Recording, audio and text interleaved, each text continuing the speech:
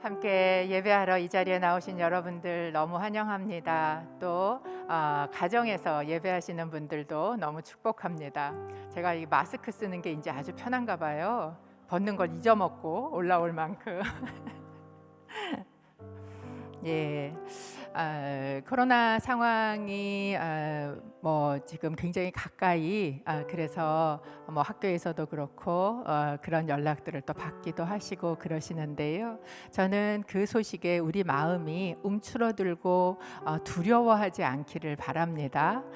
그렇지만 또 한 가지 교회에 오시면 되도록 마스크를 벗지 마시고 또 방역 수칙도 잘 지켜주셔서 사실 여기 있는 그 세정제가 저희 입당하면서 꽂아놓은 건데요. 거의 그대로 남아있는 기적을 저희가 경험하고 있습니다. 그래서 여러분들께서 그것도 잘 사용해 주시면서 이렇게 방역 수칙을 잘 지키고 그 대신 두려워하지 말고 그렇게 예배하기를 축복합니다. 저희 친정 어머니께서 저희 예배를 아주 열심히 보세요. 근데 지난주에 제가 이제 저희 어머니를 뵀는데 저한테 야, 인천 온누리교회 분들은 참 희한하다 그러시면서 은혜 받는 골든 자리는 남겨놓고 다 그 자리는 빼놓고 앉았더라 이렇게 이야기를 하시는 거예요. 그러면서 저한테 비책을 알려주시겠다고 뒤에를 끈을 갖다 묶어라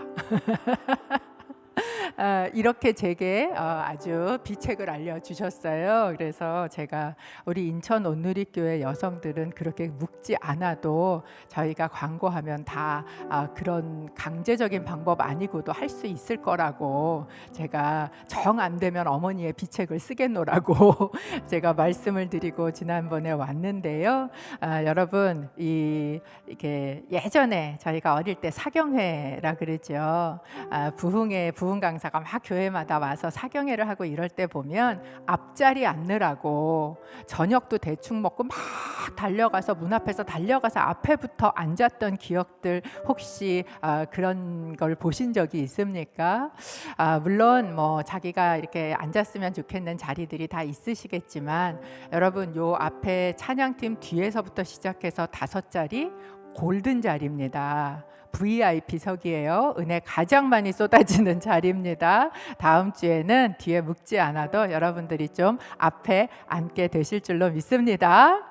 예, 또 하나 저희 들어오실 때 이제 예배 섬김표를 이렇게 드렸어요. 이제 어느 권사님이 왜 이거 매주 줘 이러시는 거예요. 그래서 안 쓰니까 드리죠. 제가 이렇게 말씀을 드렸는데 저희 예배 섬기는 자리 여러분 보시고 신청해 주십시오. 아니면 거기에는 없지만 나는 이거 잘해요.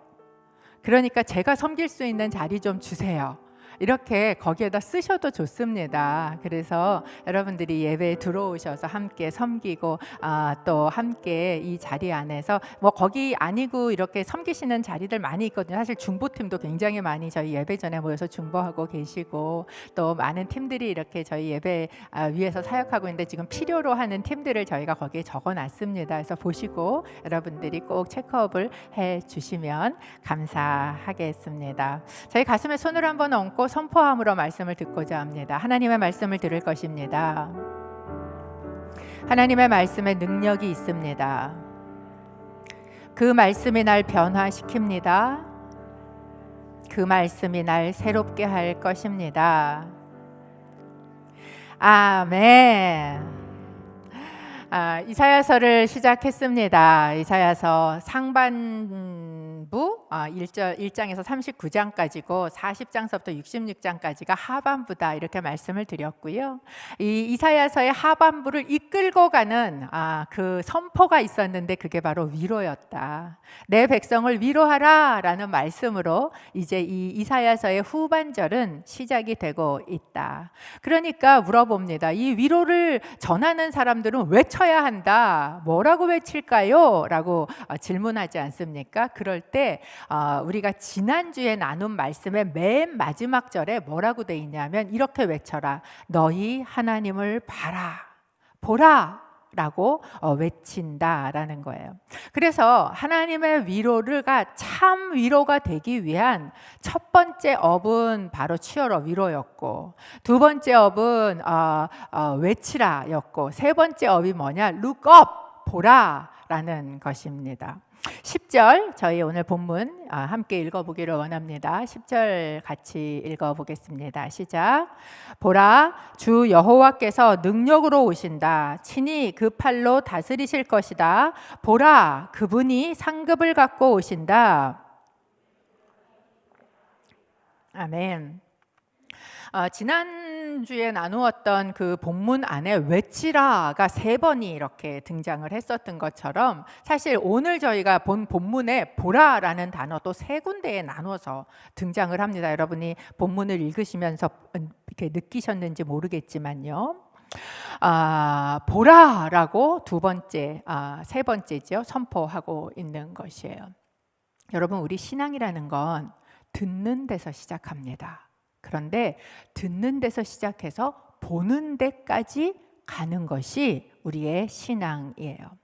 우리는요, 하나님을 듣는 것으로 끝나는 것이 아니라 하나님을 보게 되시기를 바랍니다. 그럼 어떻게 하나님을 봐요? 여러분, 숨은 그림 찾기 해보셨어요? 숨은 그림 찾기를 처음에 딱 놓고 여기에 숨은 걸 찾으라 그러면 못 찾겠어요. 모르겠습니다. 그런데 동그라미 요거 이렇게 쳐서 가르쳐줘. 그러면 그 다음에 그 그림을 딱 보면 그게 보여요, 안 보여요? 정확하게 보이지 않습니까? 하나님을 본다는 것도 우리가 하나님에 대해서 아는 만큼 보인다는 거예요. 그렇기 때문에 하나님이 어떤 분이신가? 하나님에 대해서 우리는 배우고 알아야 될 필요가 있습니다. 여러분이 아시는 하나님은 어떤 하나님이십니까? 이사야가 보라라고 이야기하는 그 하나님은 어떤 하나님이실까요? 저희가 읽은 10절에 보니까 보라, 주 여호와께서 능력으로 오신다. 개역개정에 보면 강한 자로 임하신다라고 번역이 되어 있어요. 하나님은 어떤 하나님이십니까? 능력자 하나님, 강한 자이신 하나님이시다라는 거예요. 왜 강한 자를 이야기를 하고 있을까? 이 하나님이 강한 자가 되셔야 우리에게 참 위로가 되기 때문입니다. 제가 작년에 집주인이 이제 집에 들어오셔야 된다고 이사를 나가달라는 통보를 받았습니다. 그것도 저희 아버지가 쓰러지셨다고 앰뷸런스로 실려가는 뒤에를 앰뷸런스를 쫓아가면서 집주인한테 전화를 받았어요. 그래서 이제 집을 알아보러 우리 남편이랑 나갔다가 제가 완전 쇼크가 온 거예요. 둘이가 다 멍해져 갖고 집에 들어와서 한동안 아무 말을 둘이 안 했어요. 저희 부부가 너무 많이 이렇게 우리가 상상할 때 보통 어느 정도 올랐어, 뭐 이거를 생각할 수 없게 이제 그게 오른 거예요. 그리고 이제 저희 미국에 있는 저희 딸이 거의 뭐 매일마다 저한테 이렇게 통화를 하는데, 전화가 와서 이제 뭐 무슨 얘기를 하다가 이러이러하대. 이래서 이사를 나가야 되고 집을 찾아야 되는데 여기 집값이 이게 실화냐 싶게 올랐어, 이렇게 얘기를 했더니 저희 딸이 단번에 뭐라고 얘기하냐면, 엄마, 내 통장에 있는 돈 보내줄까? 이렇게 얘기를 하는 거예요. 위로가 되지요. 근데 그 통장에 돈이 얼마가 있느냐? 어릴 때부터 받았던 세뱃돈들 좀 모아놨던 거 그나마 미국 가기 전에 홀랑 쓰고 얼마 있지도 않은 물론 그 마음은 제가 너무 고맙고 감정적인 위로는 됐습니다. 그렇지만 사실 그게 그렇게 실제적인 위로가 되지 않았던 건 또한 사실이에요. 여러분, 하나님이 강한 자시다라는 것, 그것은 우리에게 하나님이 강한 자시기 때문에 위로가 되는 거예요. 하나님께서 이사야서를 시작하시면서 선포하셨어요. 뭐를 선포하셨어요? 우리의 회복을 선포하셨어요. 우리의 구원을 선포하셨어요. 너희 복역의 때가 끝났다라고 이야기를 하셨단 말이죠. 그러니까 내 백성을 위로해 라고 이야기를 하셨는데, 이 약속을 하신, 이 구원을 선포하신 그 하나님이 그럴 능력이 없다면 그것은 사실 특별히 그렇게 위로가 되지 않기 때문에, 이 위로가 진짜 위로가 되려면 이 회복을 선포하신 하나님이 강한 자이셔야 한다라는 거예요. 하나님은 어떤 분이신가? 우리의 회복을, 우리의 구원을 행하실 능력이 있는 분이시다라는 거예요. 그분은 어떤 분이시냐? 그 팔로, 그 강한 팔로 다스리시는 통치자이시다. 다스리신다. 그분이 왕이시다라는 뜻이에요. 그래서 그분이 상급을 갖고 오신다. 보상이 그분 앞에 있다. 이 상급, 보상, 이거는 왕이 당시의 백성들에게 베푸는 것입니다.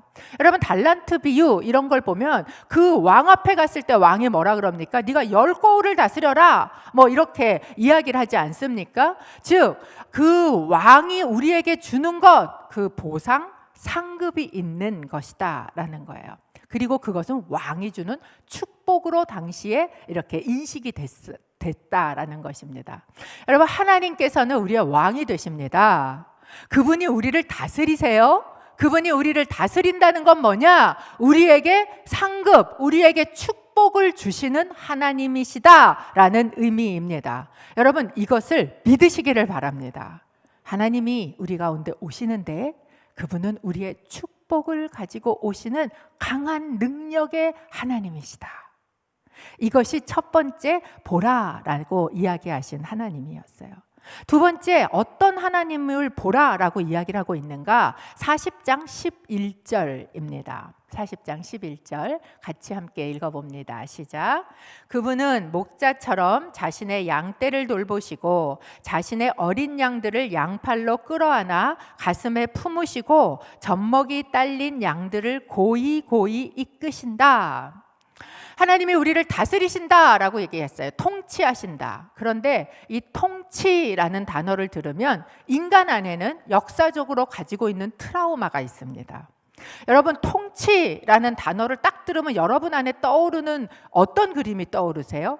폭력적으로 힘을 가지고 룰링하고 하는 전제군주. 이게 이 통치라는 단어와 함께 우리 머리에 떠오르지 않습니까? 역사적으로 우리가 경험한 통치는 그런 통치였기 때문에 그래요. 그런데 하나님의 통치는 어떤 통치인가? 그 통치는 바로 사랑의 통치. 사랑으로 다스리시는 거예요. 뭐처럼? 마치 목자가 양떼를 돌보는 것처럼 돌보고 인도하시는 사랑으로 우리를 다스리신다라는 것이에요. 근데 이렇게 목자가 양들을 이렇게 다스리면서 데리고 다니면 잘 따라오는 양들도 있지만 그거 잘 못 쫓아오고 꼭 뒤처지는 어린 양 같은 그런 존재가 있지 않겠습니까? 양떼 가운데도 있고 뭐 우리의 삶에도 보면 반드시 있습니다. 자식을요 둘을 낳아도 어쩜 그중에 그렇게 하나는 꼭 뒤처지는지. 이게 뒤처지는 어린 양 같은 존재가 있단 말이죠. 그러면 그 목자는 그 어린 양을 어떻게 하는가? 그 어린 양을요 왜 이렇게 못 가? 이렇게 막 회초리로 때리는 게 아니라 이 말씀해 보니까 그 어린 양들을 팔로 끌어안아서 그들을 가슴에다가 품고 걸어가시는 분이시다라는 거예요. 그래서 예수님은 자신을 누구라 그러셨어요? 나는 선한 목자다 라고 이야기를 하셨습니다.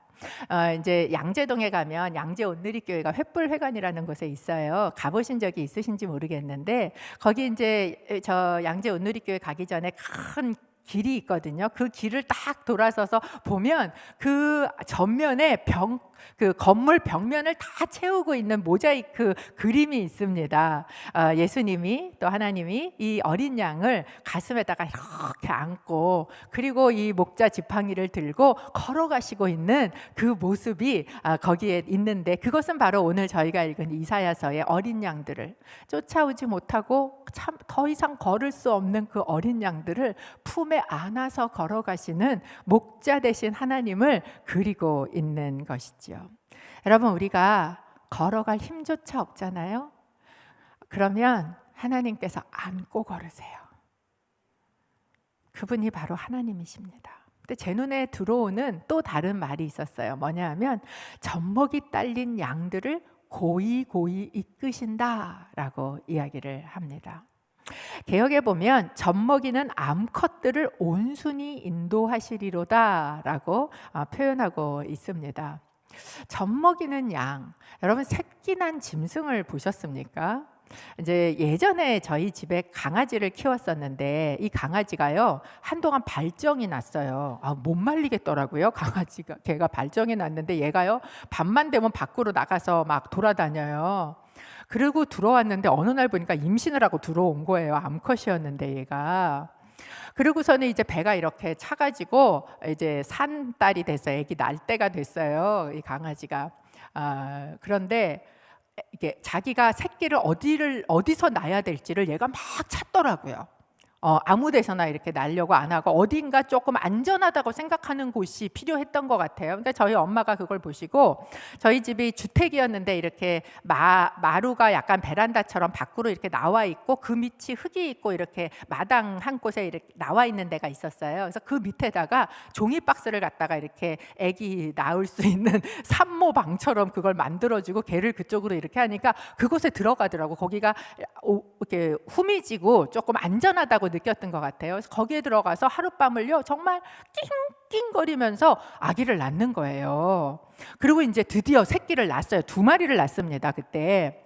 그러니까 이제 저희가 얼마나 궁금해요. 새끼 낳은 거. 그래갖고 그 새끼가 보고 싶어서 이제 고기를 막 살금살금 간 거예요. 그래서 고기를 이렇게 들여다 보면요, 그렇게 순하던 저희 개가요, 그 종이 박스 위에를 이렇게 딱 붙잡고 이제 난 지 얼마 되지도 않는데 거기서요 으르렁거리면서 막 우리를 근처에도 오지 못하게 다 물어뜯을 것처럼, 이 새끼를 낳은 어미가 얼마나 예민한지를 제가 저희 강아지를 보면서 그때 느꼈거든요. 여러분, 이 젖먹이는 어미, 그 어미가 얼마나 자식 때문에 애가 닳고 얼마나 예민하고 그러는지를 하나님께서 어떠신다는 거예요? 아시고 그거에 맞춰서 고이고이 온순하게 그를 그렇게 인도해 가신다라는 말씀입니다. 여러분, 하나님께서는 우리의 상황을 아십니다. 우리에게 맞게 우리를 다루세요. 그게 우리의 하나님이십니다. 저는 이 말씀을 이렇게 묵상하면서 오늘 이 말씀이 자식 때문에 애달아 하고 있는 어머니들에게 위로가 되면 좋겠다. 하나님께서 그거를 알고 계시고 그 어머니의 기도를 들으시고 그에게 맞게 이끄시고 인도하시고 어린 양은 품에 안으시고 그 어미는 이렇게 부드럽게 달래가면서 우리를 끌고 가시는 그 하나님. 우리 하나님은 능력 있는 팔로 우리를 통치하시고 다스리시는 하나님이심과 동시에 한없이 부드럽고 그 사랑으로 우리를 돌보시고 이끄시는 하나님이시다라는 것을 이사야서에서 보라, 그 하나님 좀 봐라 라고 이야기를 하고 계시다라는 거예요. 그렇다면 이 하나님이 왜 전능한 하나님이 되시는가? 그 하나님이요, 바로 창조주이시기 때문에 그 하나님이 전능하시다라는 근거를 지금 이사야가 대고 있습니다. 여러분, 하나님이 창조주이심을 믿으십니까? 하나님이 창조주시다라는 것이 무슨 의미입니까? 하나님이 창조주시다라는 것은 창조주이신 하나님은 피조물이신 인간하고 전적으로 다른 존재다라는 것을 이야기하시는 거예요. 40장 12절은 그래서 이렇게 이야기를 합니다. 40장 12절입니다. 함께 읽습니다. 누가 손바닥으로 바닷물을 헤아렸고 뼘으로 하늘을 쟀느냐? 누가 땅의 흙을 바구니에 담았고 저울로 산을 달았으며 천층으로 언덕을 달았느냐? 여러분 중에 누가 바닷물이 몇 리터나 되는지 궁금해? 내가 달아줄게. 그리고 손 가지고 이렇게 퍼가지고 바닷물이 얼만큼 되는지 세실 수 있는 분이 계십니까? 하늘이 얼마나 큰지 내가 요 뼘을 가지고 그것을 재서 하늘이 얼만큼 크다라고 말할 수 있는 분이 계시냐라는 거예요. 우리가 집에서 쓰고 있는 조그마한 돛바가지 이 바구니 들고 이 땅의 흙이 몇 톤이나 되는지 내가 그걸로 퍼서 잴 수 있는 사람이 있느냐? 너희 집에서 쓰고 있는 접시 저울 하나 놓고 거기다 산을 달아보고 언덕을 달아보겠다고 할 수 있느냐라는 이야기예요. 이것은 마치 피조물인 인간이 하나님 천지를 지으신 창조주 앞에 대드는 게 그게 바로 이런 모습이야 라고 이야기를 하고 계시는 겁니다. 그런데도 불구하고 여러분, 인간이 얼마나 착각하고 사는지 내가 하나님을 가르칠 수 있다고 생각을 하고 삽니다. 13절, 14절에서 이렇게 말씀하세요. 누가 여호와의 마음을 헤아렸고 그분의 상담자가 돼 그분을 가르쳤느냐? 누구에게 여호와께서 자신을 이해시켜달라고 요청했느냐? 누가 그분에게 공의의 길을 가르쳤고 지식을 가르쳤으며 분별의 길을 알려드렸느냐? 누가 이렇게 했느냐? 여러분, 이 쏟아지는 질문들은 마치 하나님의 공의가 옳아요? 라고 질문에 대던 욥에게 쏟아내시던 하나님의 질문하고 같아요. 이 하나님의 질문은요, 그 하나님을 내가 변호해야 되는 것처럼 그 앞에서 마치 하나님을 열심히 설명하고 변호하던 욥의 친구들에게 쏟아내던 질문과 다르지 않다라는 것이지요. 하나님께서 누가라고 질문을 하셨을 때 누가 있는데 그걸 모르니까 질문하시는 게 아니에요. 여러분, 이 누가라는 질문은 있다 없다? 없다.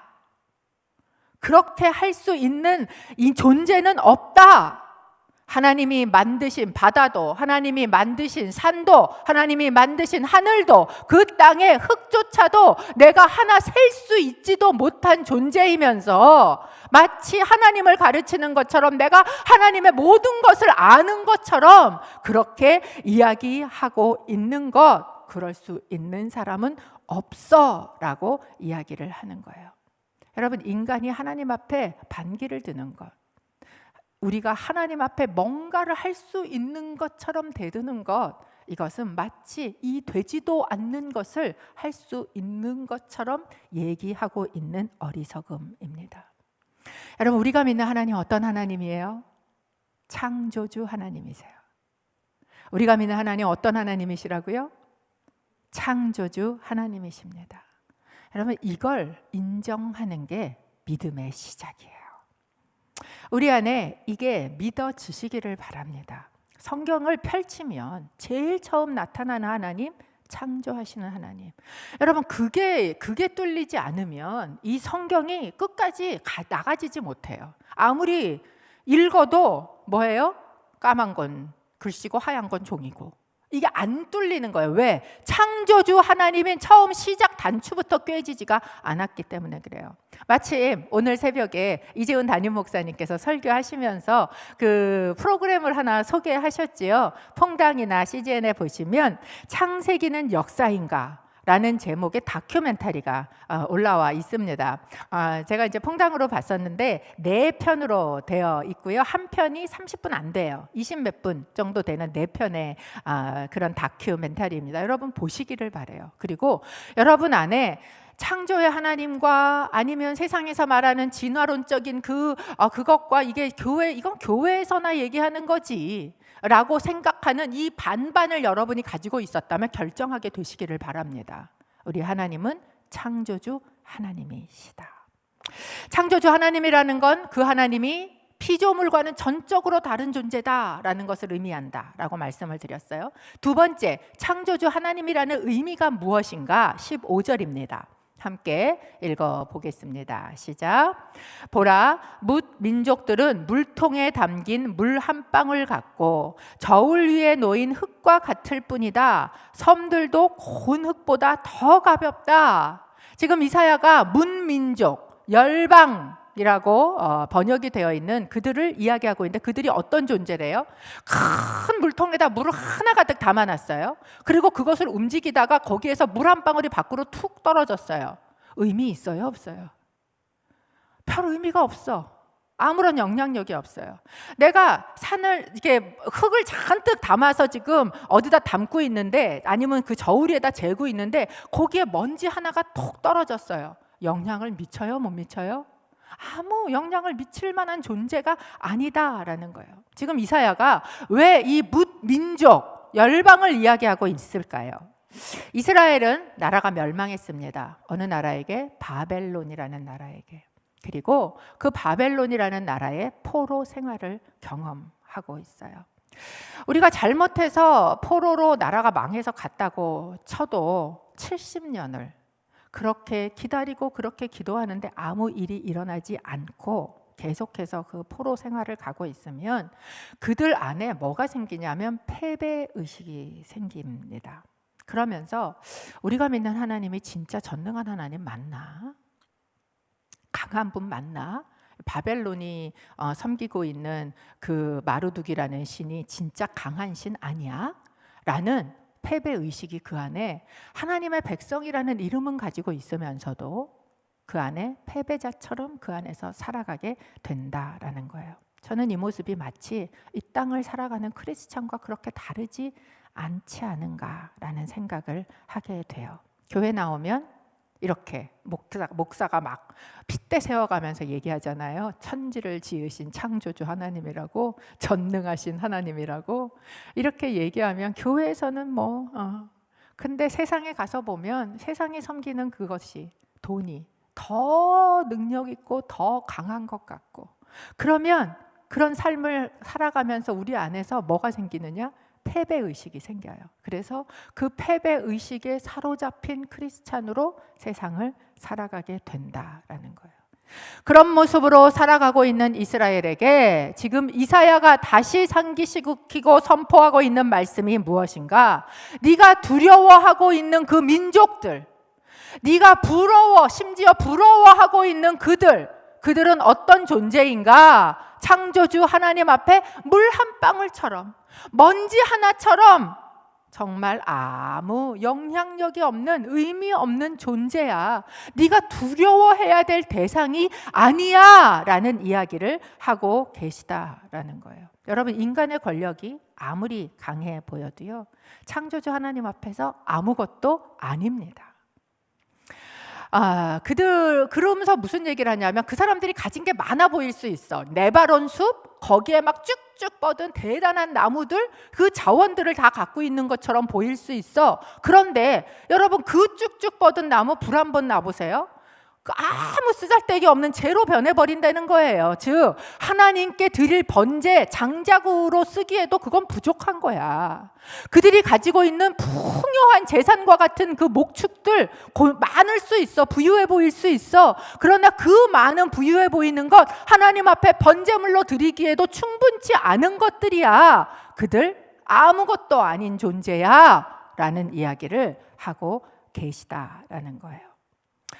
그럼에도 불구하고 참 하나님을 바로 보지 못하는 사람은, 그 하나님을 창조주 하나님으로 인정하고 가지 못하는 사람은 우상을 만드는 어리석음을 저지르게 됩니다.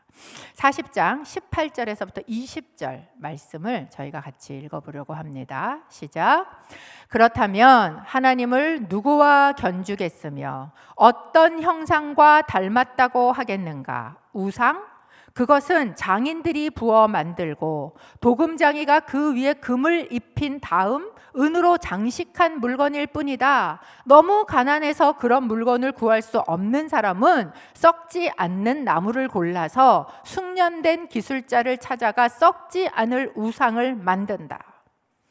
여러분, 한번 생각해 보십시오. 자기가 사람을 시켜서 부어서 만들어요. 그리고 거기에다가 금으로 칠하고 은으로 장식해요. 그렇게 해놓고 그 다음에 거기에 절하고, 그리고 거기에다 기도하고 하는 이 일이 얼마나 어리석은 일이냐라는 이야기를 하고 있는 것이죠. 제가 영화 제목은 정확히 생각이 안 나는데, 예전에 그런 영화가 하나 있었어요. 두 사람인가 이렇게 절에 도망을 갔어요. 그래서 이제 거기 절에서 숨어서 지내게 됐는데, 거기서 이제 이렇게 청소 같은 거 이렇게 해주고 그랬던 것 같은데, 그러다가 이제 그 불상을 놓고 둘이서 싸움이 벌어진 거예요. 한 사람은 부처는 인도 사람인데, 그러니까 또 한 사람이 아니야, 부처는 중국 사람이야, 이러면서 이제 막 둘이 싸운 거예요. 그래서 막 둘이 싸우고 어떻게 하다가 이 불상을 확 떨어뜨렸어. 목이 툭 부러지면서 그 밑에가 확 뒤집어졌는데, 그 밑에 이렇게 딱 스티커가 붙어 있는 거예요. Made in China. 그래서 누가 이겼어요? 중국 사람이라고 얘기했던 그 사람이 아주 겉봐, Made in China잖아, 중국 사람이야, 이러고 이제 그 사람이 이기던 장면이 저한테 이렇게 확 기억에 남아요. 그러면서 그러면 거기서 이런 얘기를 해주는 것 같았어요, 저한테. 야, 그 만들어진 메이드 인, 누군가에 의해서 만들어진 거기에다가 빌고 거기에다 절하는 게 무슨 그렇게 의미가 있는가? 어떻게 만들어진 피조물이 창조주이신 하나님의 자리를 대신할 수 있겠는가라고 이야기를 하는 것입니다. 그럼에도 불구하고 돈이 있는 사람은 금은으로 해갖고 장식해서 우상을 만들고, 심지어 돈이 없는 사람은 나무를 가져다가, 그것도 이제 이 나무는 단단해서 안 썩겠지, 그런 나무 가져다가 새겨서 나무로라도 우상을 만드는 그런 어리석음을 인간들이 저지른다는 거예요. 그렇다면 여러분 한번 생각해 보세요. 우상을 왜 만들까요? 그 사람들이 그런 우상을 왜 만들고 거기를 섬기고 그것을 절을 할까? 하나님이 내가 다 이해가 안 가고 하나님이 내가 다 납득할 수 없는 거예요. 그러니까 하나님을 내 손에 만져지면서 내가 이해할 수 있는 그 하나님으로 끌어내리고 싶은 것입니다. 여러분, 하나님은 우리가 다 이해할 수 없습니다. 하나님의 영역이 있어요. 마치 욥이 계속해서 하나님한테 소리 지르면서 얘기하잖아요. 하나님, 이해할 수 없어요. 납득할 수 없어요. 왜 이런 일이 있어요? 그렇게 하나님 앞에 이해할 수 없다고 계속해서 소리를 질러요. 근데 욥이 잘한 건 뭔지 아세요? 그렇게 이해할 수 없는데 그 하나님을 내가 이해할 수 있는 무엇으로 대체하지 않아요. 내가 이해는 할 수 없지만 그 하나님을 끝까지 찾고 기다린다라는 거예요. 그리고 그 욥 앞에 나타나신 하나님은 그를 이해시키시지 않아요. 그 대신에 자신이 창조주 하나님이심을 선포하신다라는 거예요. 그런데 여러분 한번 생각해 보십시오. 피조물인 내가 다 이해할 수 있는 하나님이면 나보다 작은 존재예요. 어떻게 그런 하나님이 창조주가 될 수 있어요? 내 쪼브라한 요 그릇에 다 담아질 수 있는 하나님이라면 나보다 작은 존재예요. 그런데 어떻게 그런 존재를 내가 하나님이라고 믿을 수 있냐 하는 거예요. 그렇기 때문에 우리는 하나님이 다 이해할 수 없는 하나님의 영역을 인정하는 것이고요. 그리고 그 하나님이 하나님 되심을 내가 믿는다라는 것이에요. 그렇다면 지금은 그런 거 우리 만들지 않는데요. 지금 우리는 그렇게 뭐 부어서 막 이렇게 새겨서 그런 우상 우리는 놓고 있지 않는데요. 이렇게 얘기하실 수 있습니다. 근데 현대인에게 있는 가장 큰 우상은 뭔지 아십니까? 바로 자아입니다. 자기 자신이에요. 내가 만들 수 있는, 내 수준으로 될 수 있는 가장 맥시멈이 그런 이런 물건 이런 거는 조금 더 이제 넘어서지만 결국은 자기가 갈 수 있는 맥시멈은 자기거든요. 그러니까 내가 만들어내는 우상이 자기 자아가 된다라는 것입니다. 우상에 대해서 하나님께서 출애굽기 40장 4절에 우상을 금지하시는 계명을 주셨어요. 10계명이지요. 이렇게 이야기를 합니다. 출애굽기 40장 4절이 아니었나요? 40장이 아니었나 보네. 제가 읽을게요. 20 몇 장이었던 것 같은데, 너는 너 자신을 위해 하늘에 있는 것이나 땅에 있는 것이나 물속에 있는 것이나 무슨 형태로든지 우상을 만들지 말라. 하나님이 주셨던 10계명이었죠. 그런데 여기에 보니까 하늘에 있는 것이나 땅에 있는 것이나 뭐 이런 우상을 만들지 말라라고 이야기하면서 그 앞에다 무슨 단어를 넣으셨냐 하면 너는 너 자신을 위해. 언제 우리가 우상을 숭배하게 되고 우상을 만들게 되는가? 내가 중심이 될 때예요. 내가 중심이 돼서 내 신앙생활을 해도 마찬가지입니다. 나는 하나님을 섬기는 것처럼 나와서 신앙생활을 하지만 내 신앙의 중심이 내가 될 때, 내 삶의 주인이 내가 되어질 때에는 나는 교회를 나오지만 신앙생활을 한다고 하지만 결국은 우상 숭배하는 거랑 하나도 다르지 않다라는 거예요. 그래서 신앙이라는 것은 무엇이냐? 신앙은요, 내 삶의 주인이 하나님 되시게 하는 겁니다. 만약에 이렇게 얘기하는데 내 속에서 슬쩍 반감이 올라오시는 분 계세요? 내 인생은 나의 것, 뭐 이런 노래를 한참 부르셨던, 그래서 막 이게 내 삶의 주인이 나지 왜 하나님이야, 뭐 이런 반감이, 이런 얘기를 들을 때 내 속에서 쓱 올라오시는 분이 계시다면 그분들은 주인에 대한 트라우마가 있는 거예요. 우리는 하나님이 내 삶의 주인이 되신다. 그러면 또 주인에 대해서 여러분이 그리는 그림은 뭐예요? 착취하고 나를 종살이시키고 뭐 이런 그림을 우리는 그려요. 왜? 죄된 인간에게서 경험한 게 그런 거밖에 없기 때문에 그래요. 그런데 하나님이 내 삶의 주인이 되시면 나는 종살이를 하는가? No! 하나님께서 우리 삶의 주인이 되시면 오히려 우리는 그 종살이에서 풀려나게 된다라는 것이죠. 왜? 그분은 목자처럼 자기 목숨을 내서라도 우리를 뭐 하시는 거예요? 보호하시는 거예요. 나는 종밖에는 더 이상 바랄 게 없겠습니다 라고 이야기해도 그를 뭘로 삼으시는 거예요? 자녀로 삼으시는 거예요. 내 종의 문서를 찢어서 버리시는 거예요. 그분이 선한 목자이신 우리의 주인이 되시는 하나님이시기 때문에 그분이 내 삶의 주인이 될 때만 착각하는 거죠. 내가 나의 주인이 되면 그게 마치 내가 나를 다스리는 것처럼 착각하는데 천만에입니다. 내가 나를 다스리지 않아요. 죄가 나를 다스립니다. 예전에 제가 이제 그 교회 얼바인 온누리교회 있을 때 거기 한 목사님이 그런 얘기를 하시더라고요. 자기가 중학교 다닐 때 강타가 아주 그 한국에서 이렇게 유행을 했었다고. 그래서 이게 그분이 이렇게 머리가 양쪽으로 이렇게 삐쭉하니, 이제 저도 지금 기억이 나요. 그래서 양쪽에 삐쭉하니 이렇게 머리가 내려와 갖고 바지는 완전히 이렇게 핫바지 같은 거에 이렇게 바닥에 주글주글주글해서 온 거리를 다 청소하고 다니는 그런 바지를 막 이렇게 주글주글 입고 다닐 때 그게 너무 이제 자기가 그 모양을 하면 엄마가 그렇게 그걸 못 입게 했대요. 바지가 막 바닥 끌려 다닌다고. 그러면 자기가 그 중학생인 그 목사님이 엄마하고 맨날 싸웠다는 거예요. 그러면서 내 인생이 내 건데 내 맘대로 이걸 못하게 한다고. 그러면서 엄마랑 맨날 싸워서 그 바지를 입느냐 마느냐를 가지고 이제 이렇게 막 흘러내리는 바지 가지고 싸웠는데, 자기가 나중에 나이가 들어서 그때를 이렇게 생각을 해보니까 자기는 그게 자기 맘대로 하는 거라고 생각을 했는데 강타가 시킨 거였다고. 그게 나는 내 의지대로라고 생각을 했는데 결국은 나를 지배하고 있었던 건 강타였다. 뭐 이런 이야기를 한번 이렇게 나누는 걸 제가 들으면서 어쩌면 우리도 내가 주인이 돼서 내가 내 삶을 내 맘대로 하는 것처럼 생각하고 있지만 정말 그래요? 아니에요. 세상에서 나한테 넣어주는 소리, 내 눈에 매스컴에서 보이는 소리, 그냥 그런 거가 마치 내 것처럼 착각하고, 그리고 하나님 앞에 이건 싫어요, 저건 싫어요, 왜 내 맘대로 못하게 해요, 이러면서 그 하나님을 대들고 있게 되는 것, 자기 중심성으로 가게 되면, 그러면 어떤 오류를 범하게 됩니까? 하나님 대신 우상을 섬기는 그런 오류를 범하게 된다라는 거예요. 그렇기 때문에 여러분, 우리는요, 하나님을 하나님 되시게 해야 돼요. 여러분의 삶에 하나님이 하나님 되시기를 축복합니다.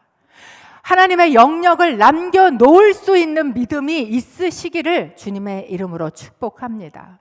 그러니까 우리에게 이렇게 성경은 답답해서 이야기를 하고 있는 거지요. 40장 21절에서 21절입니다.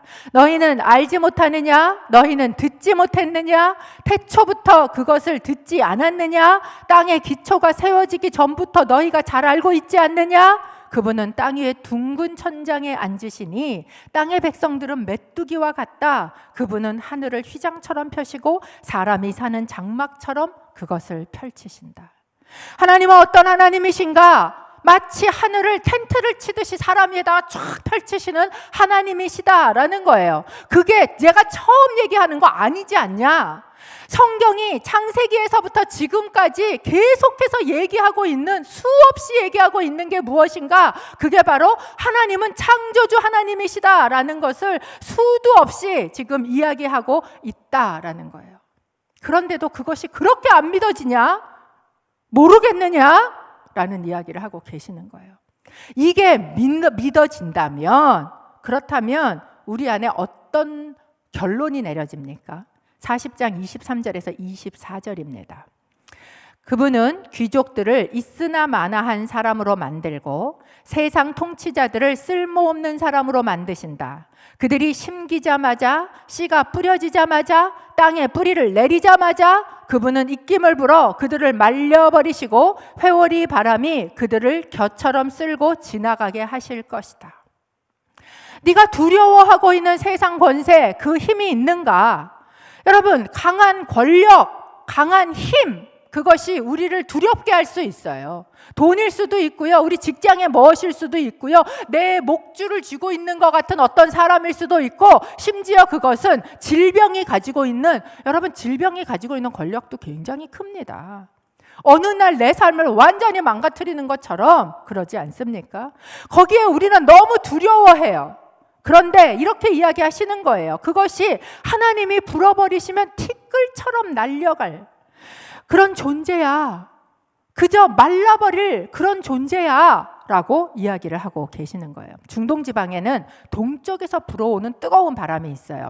이 중동 지방의 동쪽이 사막이거든요. 거기서 불어오는 바람은 아주 뜨거울 뿐만 아니라 굉장히 건조해요. 그래서 그 바람이 이렇게 부는 때가 되면 진짜 안 그래도 간신히 풀같이 이렇게 조금 거기에는 이렇게 광야고 막 대단한 나무가 우거진 데는 많지 않습니다. 이 남부 쪽에 특히 가면 풀 같은 게 있어요. 그런데 그게 심기워져서 내리자마자 그 뜨거운 동풍이 불잖아요. 그럼 막 뿌리까지 바싹 말라버리는 거예요. 바스라져 버리는 거예요.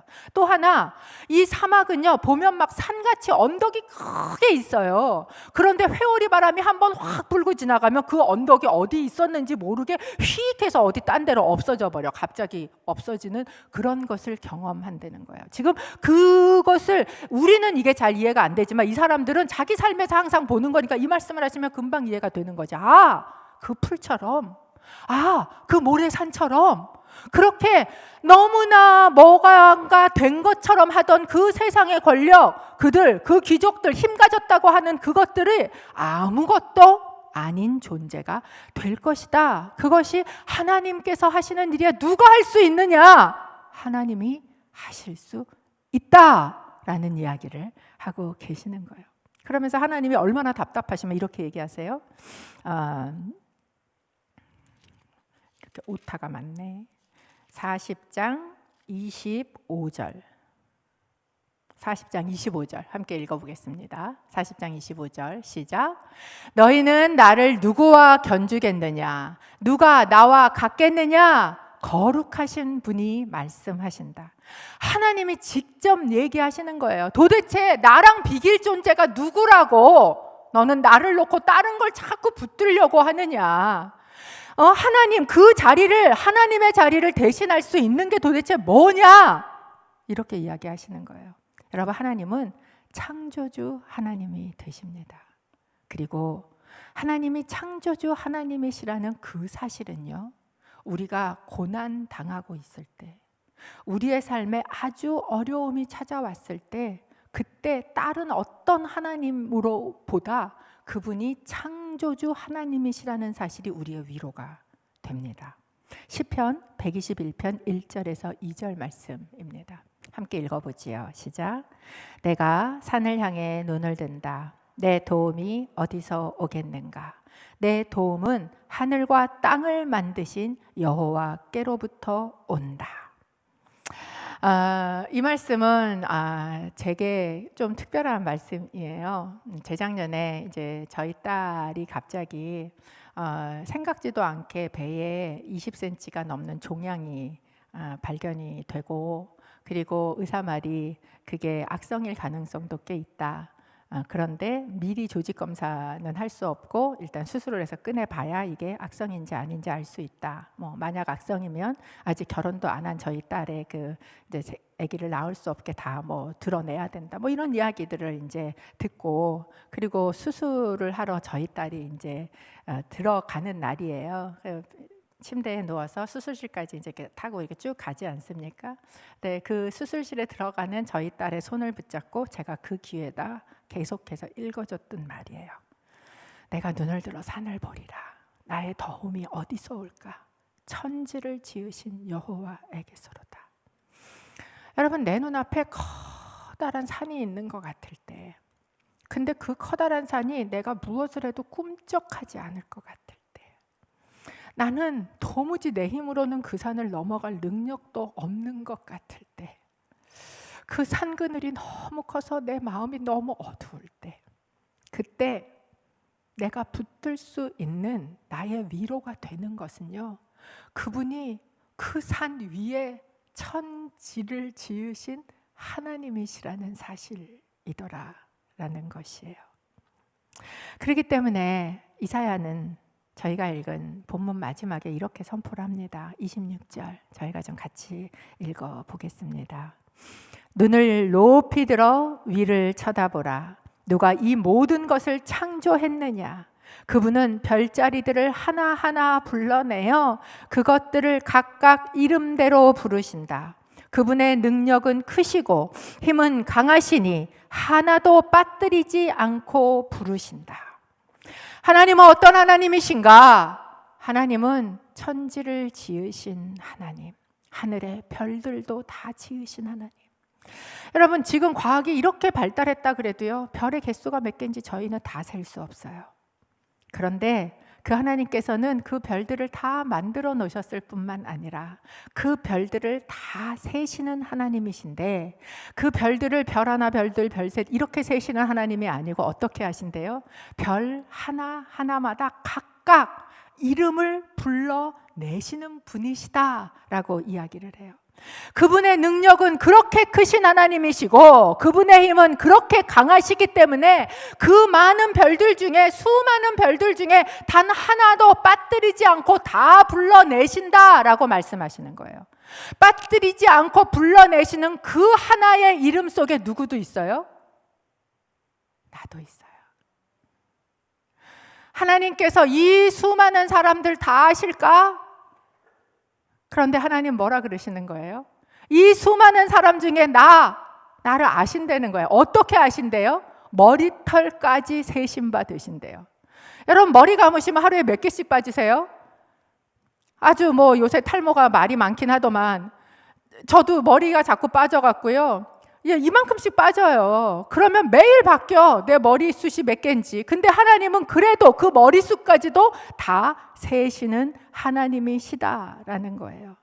나는 그 별의 수를 다 모르는데 하나님은 다 아시고 불러내시는 것처럼, 여기에 있는 오늘 예배를 하는 우리 한 사람 한 사람을 주님께서는 아시고 그의 이름을 각각 불러내시는, 왜?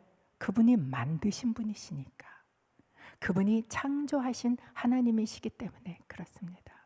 요한복음 10장에 보면 예수님께서도 이런 얘기를 하세요. 나는 선한 목자야. 그러면서 양들이 내 목소리를 알아. 나는 양을 우리에서 각각 이름을 불러서 내가 불러낸다라고 이야기를 하고 계세요. 여러분의 하나님은 어떤 하나님이십니까? 여러분, 우리가 고난 가운데 있을 수 있어요. 문제를 만날 수 있습니다. 그런데 우리가 그 문제만 쳐다보고 그 문제하고만 씨름을 하잖아요. 그러면 우리는 그 문제를 이길 수 없어요. 그 문제 해결이 안 됩니다. 여러분, 내가 산하고 씨름을 한다고 생각해 보세요. 어떻게 해요?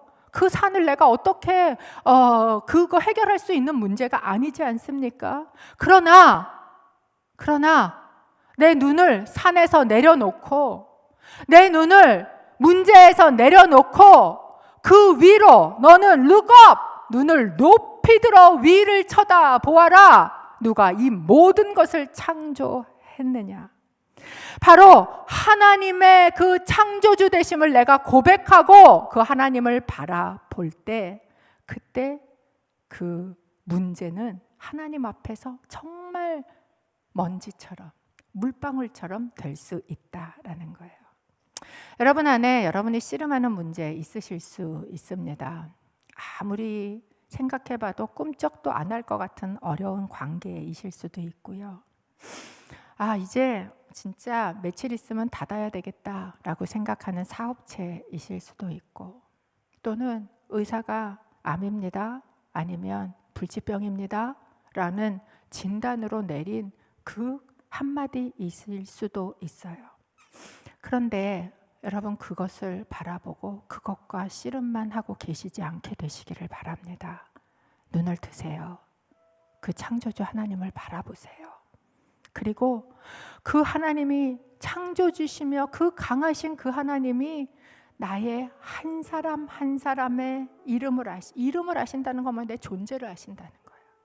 내 한 사람 한 사람을 불러내시는 하나님이시고, 어린 양이면 안으시고, 젖먹이는 어미처럼 예민해서 어쩔 줄 모르면 그를 다독거리시고 이르시는 그 하나님을 내가 고백하는 거예요.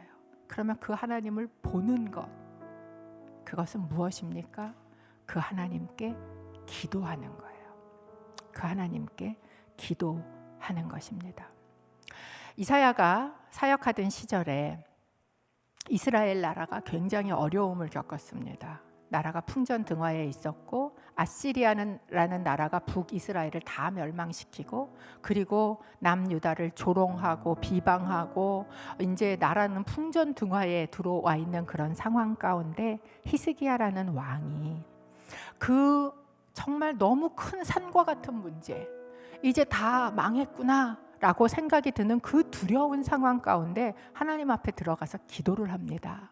그런데 뭐라고 기도하는 줄 아세요? 37장 16절인데요. 제가 읽어드리겠습니다. 15절부터 읽을게요. 여호와께 기도를 드렸다. 그룹 사이에 자리하신 이스라엘의 하나님, 만군의 여호와여, 주만이 세상 모든 나라들을 다스리시는 하나님이십니다. 주께서 하늘과 땅을 만드셨습니다. 여호와여, 귀를 열어 들어보십시오. 여호와여, 눈을 열어 보십시오. 사내립이 살아계신 하나님을 모독하려고 보내온 이 모든 말을 들어보십시오. 그러면서 20절에 여호와 우리 하나님이여, 이제 우리를 그의 손에서 구원해 주셔서 세상 모든 나라가 오직 주만이 하나님이심을 알게 해 주십시오. 우리가 하나님을 창조주로 믿는다는 것, 그분이 그 능력과 다스리시는 하나님이시라는 걸 우리가 믿고 인정하고 고백한다는 가장 큰 특징적인 태도는요, 기도하는 것입니다. 저희가 특세에 구하라, 찾으라, 두드리라 라는 말씀을 며칠 전에 들었죠. 그런데 그 문제 앞에 우리는 막 찾는 것도 하고요, 막 두드리는 것도 열심히 해요. 그런데 우리가 찾는 것, 두드리는 것 필요합니다. 필요 없다는 게 아니에요. 근데 그것보다 우선해야 될 태도가 있다는 거예요. 그게 뭐예요? 구하라, 기도하는 거예요. 여러분이 믿는 하나님 진짜 창조주 하나님이세요? 그 산보다 크신 분입니까? 그분은 그 전능하신 힘으로 다스리시는 분이십니까? 그걸 믿는데 어떻게 기도 안 해요? 어떻게 그분한테 안 구해요? 어떻게 모든 게 다 나에게 달린 것처럼 열심히 찾고 두드리고 이거는 다 하고 돌아다니면서 그분 앞에 모든 것이 그분께 달린 것처럼 기도하지 않습니까? 여러분, 우리는 하나님께 구해야 돼요. 기도해야 합니다. 이것이 천지를 지으신 하나님 앞에 우리가 그분을 바라보는 태도인 줄로 믿습니다. 저희가 함께 찬양 하나 하고 그리고 기도하기를 원합니다. 우리가 여러 일들을 당할 때 하나님께서는 우리의 삶 가운데 하나님의 능력으로 새롭게 해주십니다. 언제? 그분 앞에 나아가 그분을 바라볼 때, 주 앞에 나와 우리 함께 찬양하며 주님 앞에 기도로 나아가기를 원합니다. 주 앞에 나와 제사를 드리네, 마음 열어 내 삶을 드리네, 주를 봅니다. 끝없는 사랑 날 회복시키네. 이제 눈 들어 주 보네, 그 능력 날 새롭게 해. 주님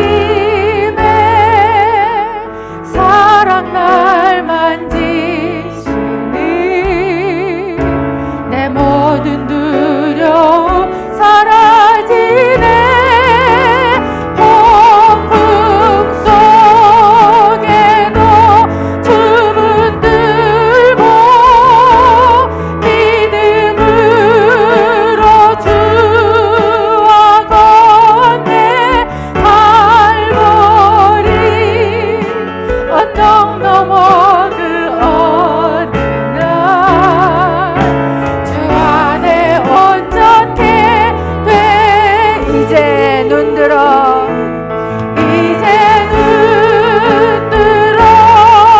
주 보내 그 능력 날 새롭게 주님의 사랑 날 만지시니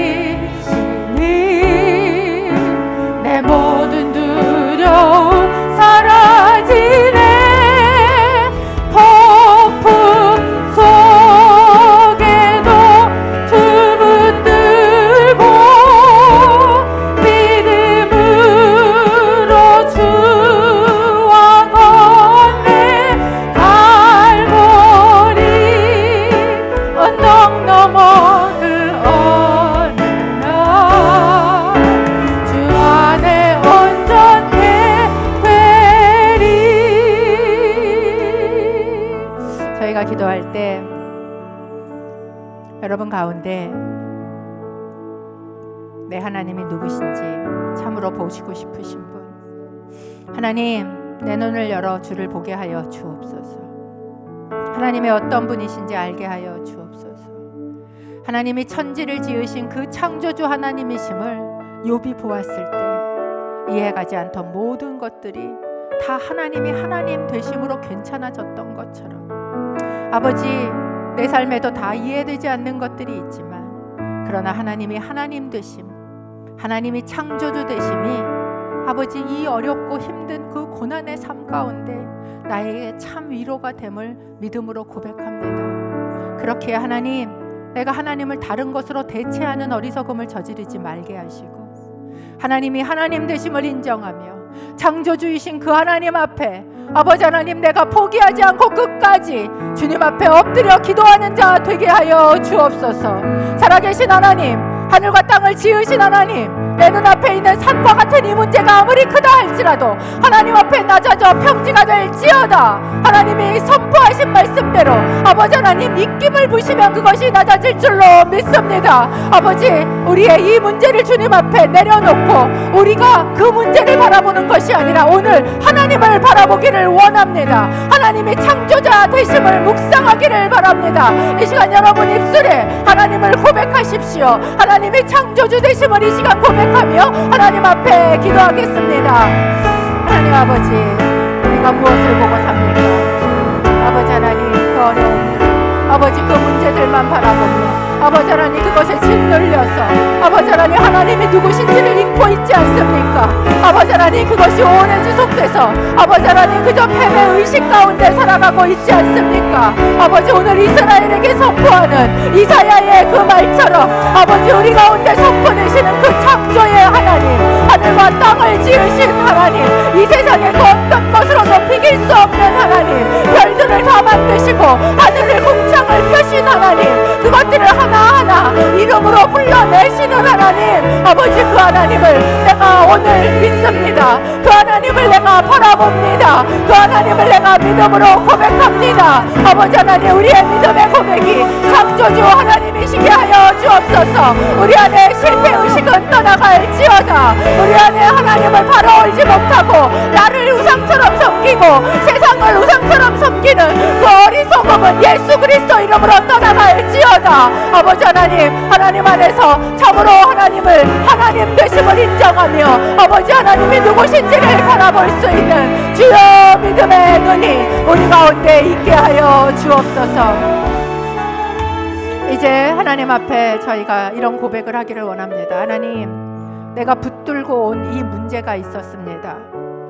그 문제를 오랫동안 붙들고 오다 보니까 하나님, 내 속에는 하나님이 창조주 하나님이란 사실은 다 잊어버리고 그 속에 실패 의식만 꽉 차서, 그래서 세상이 붙들고 서는 그 우상들을 기웃기웃거리며 하나님과 그 우상을 두 개를 놓고 저울질하고 있는 그런 어리석음을 우리가 가지고 있습니다. 하나님, 오늘 이 시간 주님 앞에 나와 가슴에 손을 얹고 기도하는 귀한 딸들에게 아버지, 창조주 하나님을 보게 하여 주옵소서. 그 하나님을 만나게 하여 주옵소서. 내 문제를 내려놓고 아버지, 오늘 그 창조주 하나님이 누구신지, 그 하나님의 크고 넓고 강하고 그러나 따뜻한, 나를 보시는 그 눈, 나를 부르시는 그 목소리, 쓰러진 나를 품에 안으시는 그분, 하나님, 오늘 그분 앞에 있게 하시고 그 믿음이 우리 안에 회복되어지게 하여 주옵소서. 이 시간 그 하나님 앞에 잠잠히 그 하나님을 보십시오.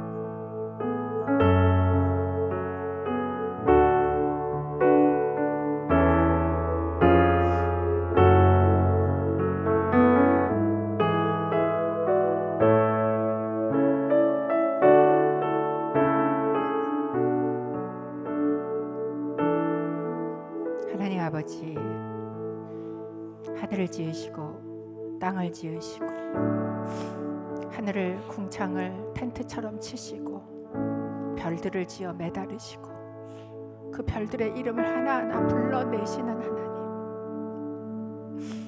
그 크고 놀라운 창조주 하나님을,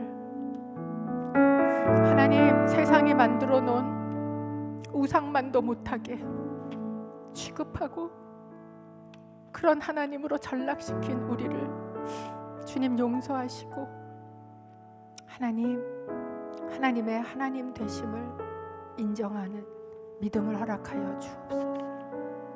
우리가 눈을 들어 그 창조주 하나님을 이 시간 바라봅니다. 오늘 산과 같은 문제 앞에서 오랜 시간 그것 때문에 패배의식 가운데 젖어있는 이스라엘 백성 같은 그런 하나님의 딸들, 그들에게 천지를 지으신 창조주 되신, 그러나 누구보다 나를 사랑하시고 나를 품에 안으시는 그 하나님을 오늘 우리가 만나고 그 하나님을 바라보고 하나님의 하나님 되심을 인정하고, 그리고 내 삶의 주도권을 하나님께 드리고, 그리고 그 삶에 하나님의 다스리심이 이루어지기를 소원하며 가게 하여 주옵소서.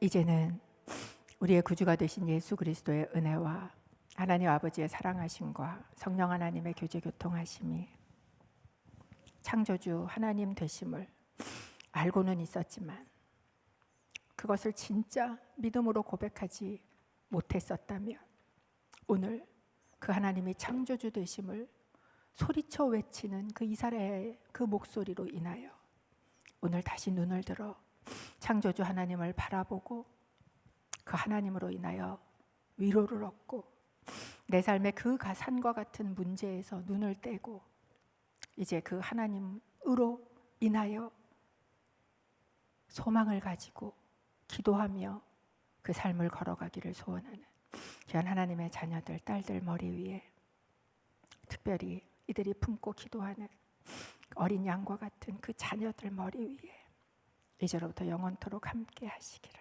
간절히 축원하옵나이다. 아멘.